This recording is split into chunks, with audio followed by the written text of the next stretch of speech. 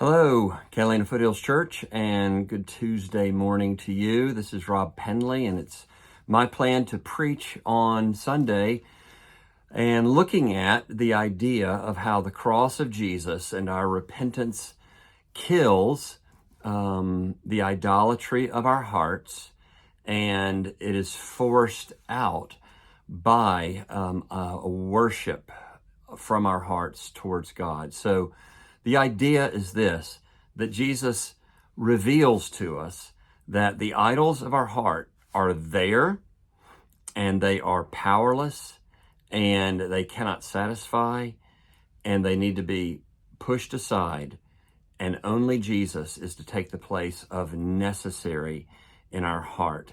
Romans chapter 1 verse 25 says this, when Paul is describing this universal rebellion, he says, "They exchanged the truth of God for a lie and worshiped and served the creature rather than the Creator." And so it is any time that we individually, as a family or nationally, we take a good and decent thing that has a place in life and we elevate it to it must be. We must have it, or we cannot live happily and with contentment.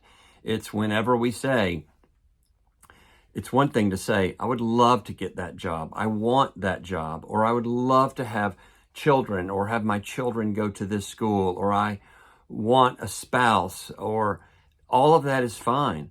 But it's when we say, whether it's verbally or subconsciously, God, more than you, I want that job. God, more than you, I want to be married. Or God, more than you, I want my children to go to that school. I do encourage you, if you've never thought about these things before, to really be in prayer, because coming to believe that there are idols of the heart was a liberating reality for me.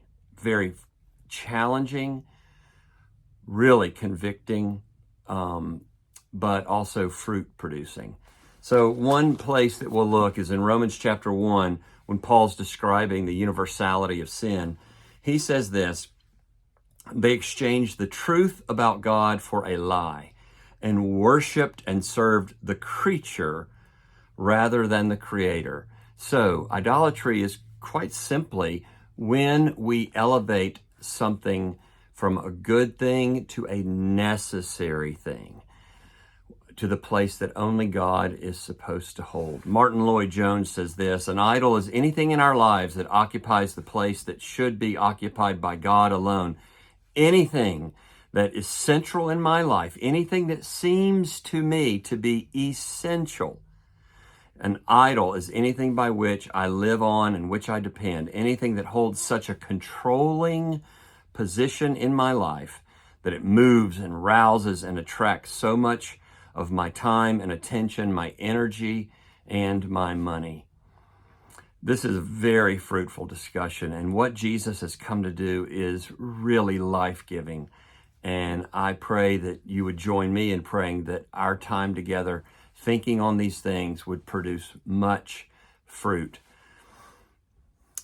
I hope you have a good Tuesday.